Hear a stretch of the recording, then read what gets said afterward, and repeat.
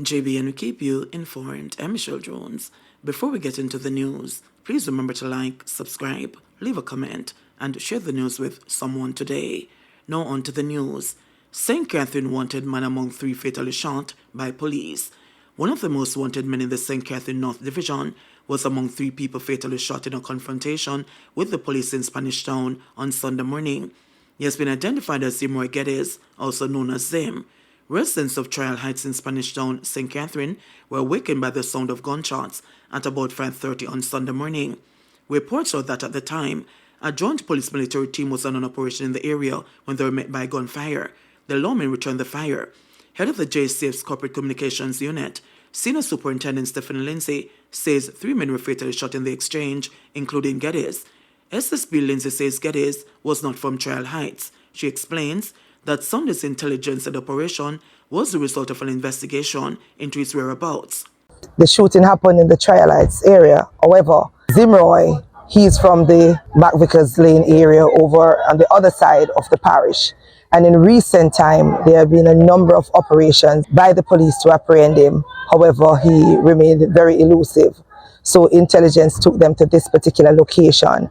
Up to recently, they had a series of curfews trying to put things in place because of a recent upsurge of violence in that area, which is associated to his doing. So he's somebody that is known to the police. When they came today, the intention was to apprehend him. However, they chose not to make themselves available and surrender, resulting in a shooting incident. One of the police officers was also injured. Meanwhile, head of the Area 5 Police, Assistant Commissioner Christopher Phillips, says multiple law enforcement teams have been deployed in the area to crack down on wanted individuals.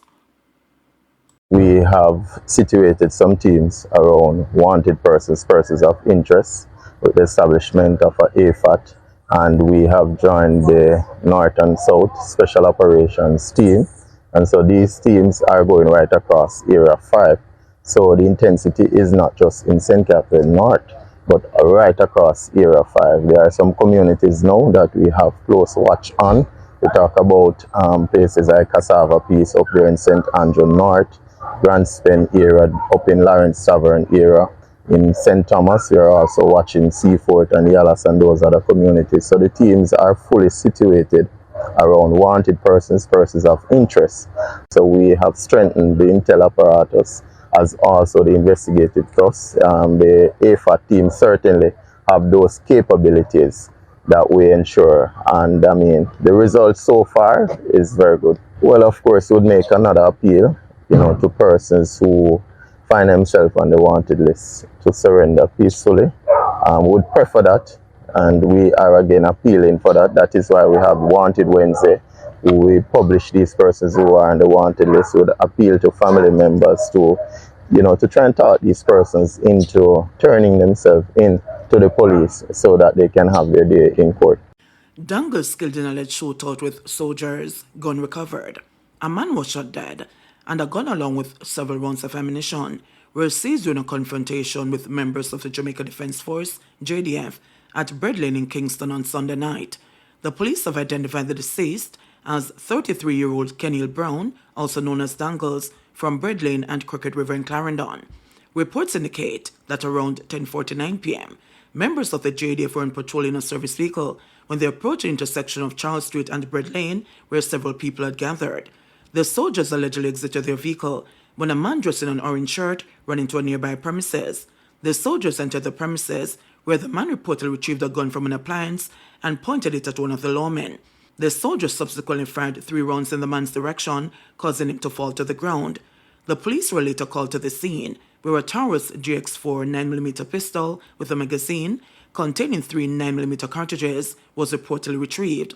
A bag the now deceased man allegedly had in his possession was also searched and found to contain 1.45 magazine with 9.45 cartridges, 1 Kingston walkie-talkie radio, and other contraband.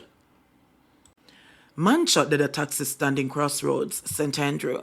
A man was shot and killed at a taxi stand on Caledonia Crescent in Crossroads, St. Andrew on Saturday night. The deceased is 32-year-old Jervin Swaby, a resident of Brighton in Portmore, St. Catherine. Reports are that, at about 9:30 p.m., Swebe was sitting in the back of a parked taxi when a lone gunman approached a vehicle and opened gunfire, hitting him several times. He was assisted to hospital where he was pronounced dead. The gunman escaped. The St. Andrew Central Police are probing the incident. Motorcyclist killed in crash in Guysville, St. Catherine. The Guysville police in St. Catherine have launched an investigation into a fatal collision between a motorcycle and a truck on Sunday. The deceased has been identified as 25-year-old Gary Scamble of the Coy District, St. Mary. It is reported that at about 5 p.m., Campbell was riding a motorcycle along the Guysville Main Road when he lost control of the vehicle. The motorcycle then collided with a Toyota motor truck, which was traveling in the opposite direction. The impact caused extensive damage to both vehicles and resulted in Campbell being thrown from the motorcycle and suffering severe injuries. He was pronounced dead at the Linstead Hospital. The police said the ill-fated motorcycle was not affixed with registration plates at the time of the collision. Identities of 4 people killed in Trelawney crash revealed. Police have revealed the identities of 4 individuals killed when the taxi in which they were traveling collided with a truck on the North Coast Highway in the Braco area of Trelawney on Sunday morning. The deceased include 3 Santon residents: 39-year-old Jody Levy of Brownstown, 32-year-old Sabrina Downey of Discovery Bay, and 19-year-old Anthony Walters of Alexandria.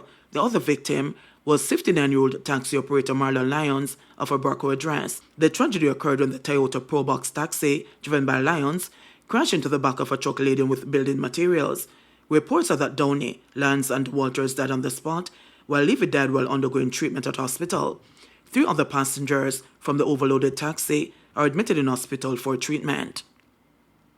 Cops found rifling wall during raid at Kingston home. An illegal gun was found in the wall of a house on Brain Street in Craigtown, Kingston 12 on Saturday. No one was arrested in connection with the seizure, the police said. A gruesome turf war has broken out between rival gangs in Craigtown, forcing the police to have increased patrols and regular snap raids in the community. Reports received are that around 12:50 p.m., a police team from the Kingston Western Division conducted a snap raid at the premises. During a search, the police said a Springfield rifle with a magazine containing 13 7.62 live cartridges was found in a black zipper firearm casing bag. The gun, the police revealed, was inside a wall at the back of the premises. The weapon was seized and later processed. Last week, the police listed 14 men from Craigtown as persons of interest in connection with the ongoing feud. Clarendon Forex Trader charged for shooting man who confronted him over money. A 20-year-old Havana Heights Clarendon Forex Trader has been charged with shooting a man who confronted him over money. Cameron Charlton has been charged with wounding with intent, malicious destruction of property, unlawful wounding, possession of a prohibited weapon, unauthorized possession of ammunition, and use in a firearm to commit a felony. The police said the incident happened in his community on Monday, July 29. According to reports from the Clarendon police, at about 4:50 p.m., Charlton was visited by a man who he owed money. Upon seeing the man, Charlton allegedly brandished a handgun, which he used to fight the man several times. During the attack, the man allegedly used his car as a shield and was able to flee the scene unhurt. A report was made to the police, and Charlton was subsequently arrested and charged after a question and answer session in the presence of his attorney. Still no electricity for residents of Balaclava Division in St. Elizabeth. Residents of the Balaclava Division in St. Elizabeth are hopeful that they'll receive electricity this week. They have complained that despite doing self-help work to aid in the restoration, they remain without power since Hurricane Beryl. Their concerns have been echoed by the council for the division, Everton Fisher, who noted that citizens have bushed more than 2 miles of road and dug holes for the replanting of light poles, yet the power has still not been restored. For example, last night I was at Marlborough and the entire roadway from Balaclava, over 2 miles of road, have been bushed by the citizens. Elsewhere, persons have decided to help digging out of holes, and yet most of my area, Balaclava Division, has not been restored.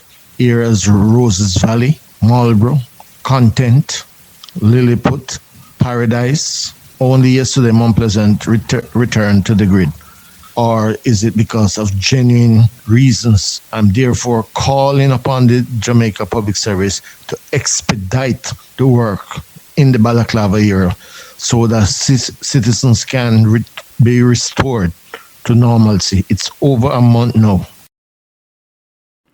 over 300 units to be built on a new social housing program by the end of 2024. Prime Minister Andrew Holness says that by the end of the year, over 300 units to be built under the new social housing program, NSHP. Speaking on Friday, at the handing over 3 units in Northern Clarendon, Holness stated, "This is the 240th unit under the new social housing program. We have 53 units in varied stages of completion, so by the end of the year, we'll be well over 300 units built." He explained that the NSHP provides a social safety net for vulnerable persons in relation to shelter. Under the new social housing program, we construct an entire unit for an assessed household, meaning that the beneficiary goes through a process of social investigation where we look at the economic and the social circumstances of the household to determine whether or not they meet the set criteria, the Prime Minister stated. Meaning, firstly, they have no income or means by which they can purchase or acquire proper shelter, if they are senior citizens, elderly, or the household is such that they have young children, pregnant and lactating mothers. So we try to be very strategic in targeting the beneficiaries. To date, more than 860 individuals across 57 of the 63 constituencies have received units under the NSHP.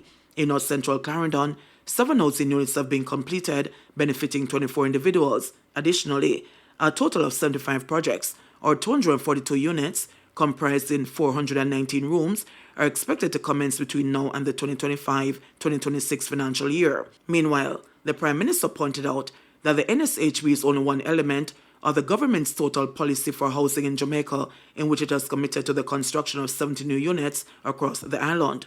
Of that number, the National Housing Trust NHD is responsible for the construction of 43,000 units. Holness further explained that the NHD is in an advanced stage, with close to 30,000 units of the 43,000 units in various stages of construction. JBN will keep you informed. Please remember to subscribe, like, share, leave us a comment, and click the notification bell to receive our daily news items.